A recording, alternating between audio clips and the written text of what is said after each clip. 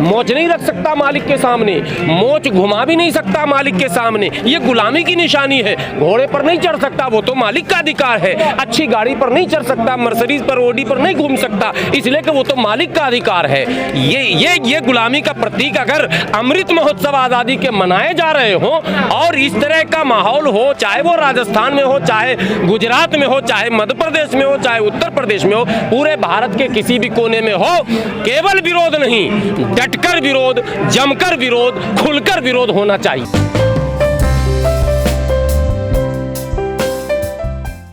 ये पहली घटना नहीं है कि दलितों के मूंछ रखने पर, दलितों के घोड़े पर चढ़ने पर, आपने ये तस्वीर भी आपके जहन में हो, आप लोग पत्रकार हैं, घोड़े पर चढ़ने पर, शादियों में घोड़े पर चढ़ने पर, मूंछ रखने पर, अच्छी शिक्षा प्राप्त करने पर, अच्छे मकान बनाने पर, अच्छे कपड़े पहनने पर, आज 21वीं सदी में, स्वतंत्र भारत में 21वीं सदी और भारत की स्वतंत्रता के 75 वर्ष अमृत महोत्सव मनाए जा रहे हैं सरकार की तरफ से।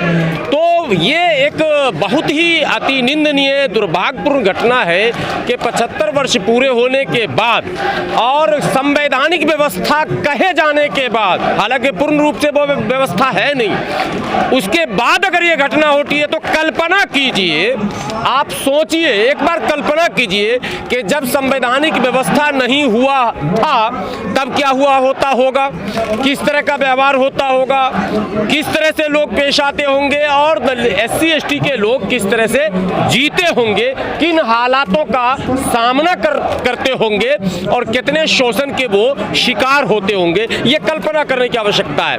आज तरह तरह की बातें बाजार में हैं, फिल्मों के जरिए बताया जा रहा कि फलां ने फलां पर अत्याचार किया, फलां ने फलां पर अत्याचार है, लेकिन इतिहास जब वो आप कुरेदेंगे तो आपको पता चलेगा कि जो भी ड्रामे आज हो रहे हैं, जो भी ड्रामे, चाहे वो किताबों के जरिए, अखबारों के जरिए, टीवी के जरिए या फिल्म के जरिए, ये ड्रामे केवल और केवल SC ST को कहीं ये ना पता चल जाए कि चतुर्वर्ण की जो श्रेणी है उसमें इनका स्थान पांव के नीचे है, ये जागे नहीं, ये अधिकार मांगे नहीं, ये संविधान के उन तमाम जो मूल्य हैं जिसमें समानता की बात है, जिसमें अधिकार की बात है, उस ओर ये ध्यान न दें, इन्हें जबरन हिंदू बनाकर रखा जाए।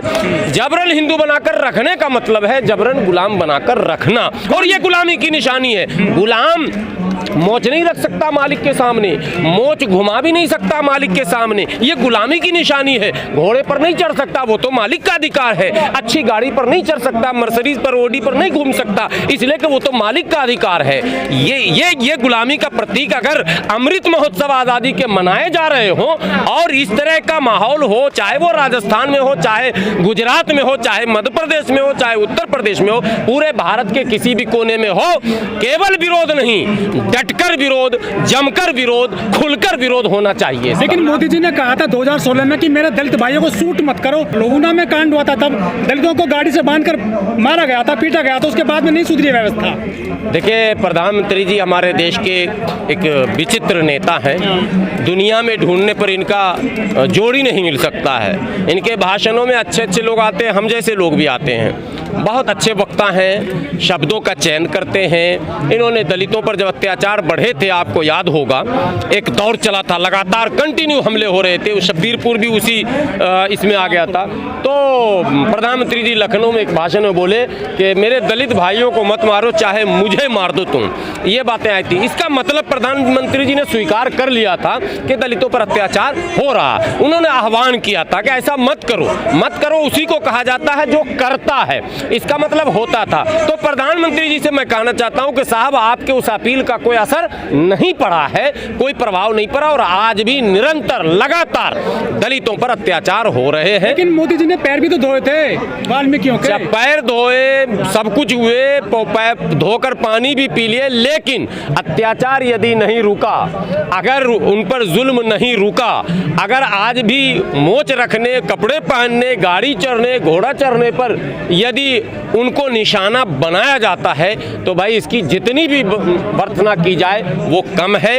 और देश के सभी SC ST नेताओं से, OBC के नेताओं से, माइनॉरिटी के नेताओं से अपील करता हूं, चुनाव लड़ते रहना, चुनाव में भाग लेते रहना, विधायक सांसद बनते रहना, लेकिन पहले समाज को बचा लो, संविधान को बचा लो। चुनाव लड़ने के लिए बहुत समय लड़ लेना, विधायक बन लेना, लेकिन समाज पर जो संकट है, संविधान पर जो संकट है, भारत पर जो संकट है, पहले इसको बचाने के लिए सब गोलबंद हो जाओ, तब तो बात समझ में आएगी। नहीं तो मोदी जी की अपील पर हमारे नेताओं में फूट होगा, कोई रामदास अठावले हो जाएंगे और कोई रामचंद्र पासवान हो जाएंगे, वो पशुपति कुमार पारस हो जाएंगे और इसी तरह से कोई उदित राज हो जाएंगे बाद में, तो ये संकट खत्म नहीं होगा। लड़ाई तो लड़ाई है, संघर्ष तो संघर्ष है, संघर्ष में राजनीति नहीं होनी चाहिए और संघर्ष में प्रतिस्पर्धा भी नहीं होना चाहिए कि हमने किया, हमने क्या, किसी ने किया, समाज के लिए किया। समाज के लिए करने का मतलब है करो और भूल जाओ। गुलाम जी, ऐसे अत्याचारों को रोकने के लिए बहुत सारे कानून है, SC ST आयोग है, OBC आयोग है, लेकिन ये जो ऐसे अत्याचारी होते हैं ये बाज क्यों नहीं आते हैं ऐसी घटनाओं को करने से?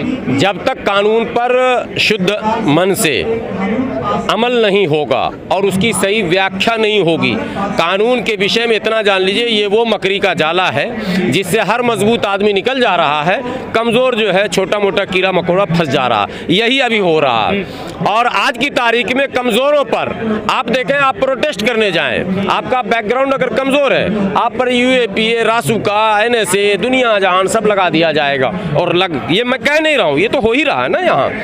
और आप मजबूत हैं तो आपको याद होगा कि वो करनी सेना मोच घुमा घुमा कर और भाषण दे रही है, ऐसा हजारों की भीड़ है। कोरोना काल में पटौदी में जो कार्यक्रम हुआ था, कितनी भीड़ थी और किस तरह का भाषण था और कितना खुला थ्रेट था, धमकी थी, कोई कार्रवाई नहीं हुई। तो है इम्प्लीमेंटेशन में भी भेदभाव है, ये भेदभाव मिटाना होगा। और इसके लिए देखिए, आप उम्मीद करेंगे बिल्ली को दूध की रखवाली आप सौंपेंगे, भैया दूध नहीं बचेगा। आपको स्वयं अपने दूध की रखवाली करनी होगी, आपको आगे आना होगा।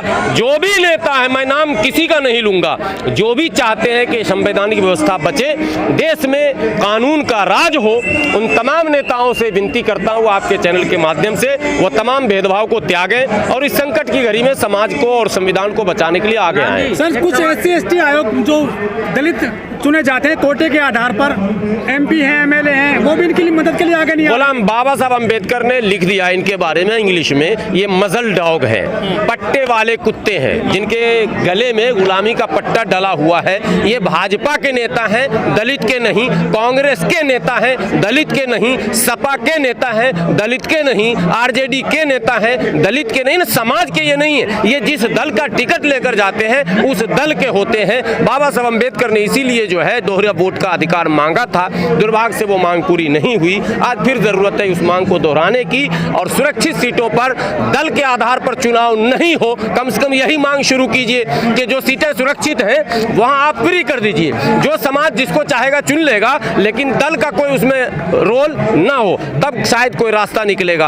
अब जो भाजपा से जीत के जाता है वो सोचता है कि मैं समाज की बात करूंगा, पार्टी निकाल देगी। कांग्रेस से जीत के जाता सोचता समाज की बात करूंगा, पार्टी निकाल देगी। यही हो रहा है, इसलिए उन पर कोई आप ज्यादा भरोसा मत कीजिए, आपको अपनी लड़ाई खुद लड़नी है। ये अत्याचार रुकेगा कैसे? ये अत्याचार कानून से रुकेगा, संघर्ष से रुकेगा, मेहनत से रुकेगा, एकता और अखंडता के साथ, माने पूरी दृढ़ता के साथ हम लड़ेंगे तो रुकेगा। सरवर जी, मेरा सवाल ये है कि 90 में एक स्टेट के एक समाज पर अत्याचार होता है, उस पर फिल्म बनाई जाती है, उसे उकेरा जाता है कि हम सबके साथ, उस पर कोई फिल्म क्यों नहीं बनती, और बनती है तो फिर वो सामने लाने से उस पर बैन कर दिया जाता है, दिखाया नहीं जाता है उसको। कितनी सारी ऐसी फिल्में बनी है। आपका सवाल बहुत ही उचित है।